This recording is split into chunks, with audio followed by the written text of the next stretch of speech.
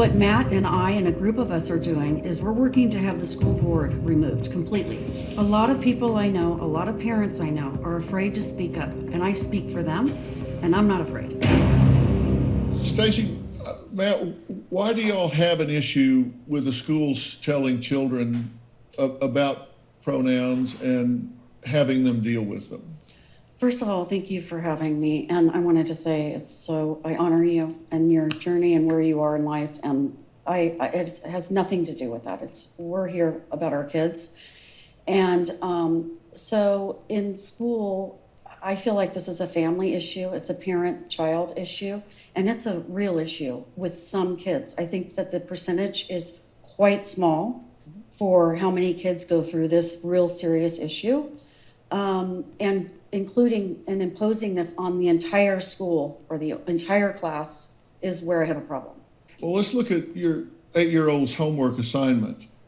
It says uniforms may be sexist. Some uniforms may strike students and parents as sexist. For example, if a uniform requires girls to wear skirts and pants are not allowed, some students and parents may object, leading to conflict with the school's administration. Not all girls want to wear skirts, and some may resent being told to wear traditionally feminine garments. Also, if a student is unsure of their place on the gender spectrum or is experimenting with different forms of gender presentation, school uniforms can present a real challenge. Now, what was the assignment? The assignment was whether school uniforms, pro or con, should schools have uniforms? And I believe they had that assignment just so they could squeeze this in. This was an agenda and not appropriate for 8-year-old children. When I drop my child off at school, I don't expect him to be indoctrinated.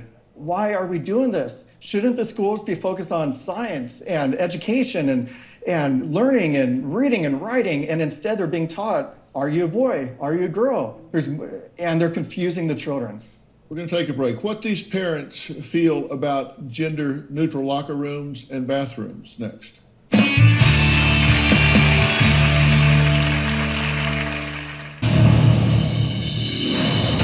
Today is International Pronouns Day.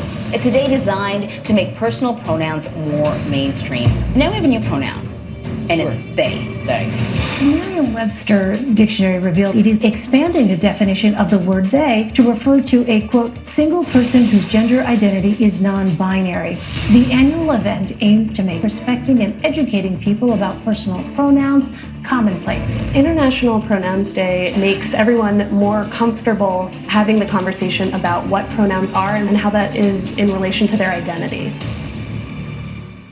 We've been talking about gender pronouns with all of our guests today. Stacy and Matt are two concerned parents with one shared mission, and that's to recall the local school board. They say their children were too young to be introduced to gender pronouns in elementary school. They say if that conversation is going to be had, they'll have it. They don't want the teacher doing this. They don't want this taking place in school.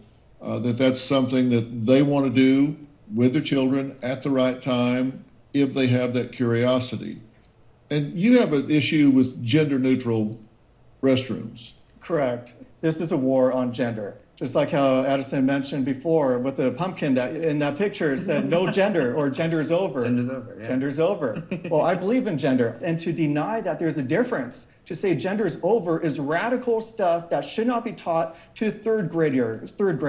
That's dangerous. And if you extrapolate and continue on, then it leads to to gender-neutral bathrooms, which they're doing at the school district next to us, and they're doing that throughout the country, and gender-neutral bathrooms and locker rooms, and that's just not safe. That is a dangerous situation to keep them combined in the same space. Yeah.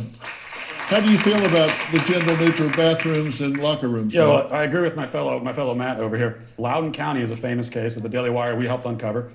There was a gender non-conforming boy in a dress who went into a girl's restroom and violently raped a young girl. After that happened, that's when the school district decided, oh, you know what? Now we're going to open up the restrooms and invite the boys in with the girls. Now here's what happens. Because we hear a lot about, well, gender non-conforming people, transgender people, it makes them feel bad if they're not given access to the bathrooms they want. Well, okay, so they have their feelings. What about the feelings of the girls who are getting raped? There are many girls and many women who are speaking out and saying, we want privacy in our facilities. We don't want a man in the bathroom with us. And then what we hear Most from people what we hear want from this privacy side, in the bathroom. what we hear from this side. I did not is, say that we want open bathrooms where anyone okay, can go in. what we hear from this side is that, well, their feelings don't matter. We're not going. Who cares? You just have to deal with it, right? Because the transgender people, the gender nonconforming people, it's their feelings that take priority. I'm not trying to minimize your concern around it, but I don't know that it's a safety issue. You usually still have another bathroom that you can go to. It's a security issue. My daughter would not feel safe or secure if she had to share a bathroom or a gender-neutral locker room with boys. All right, normally on birth certificates, you have two choices, male and female. Well, not anymore. I'll explain when we come back.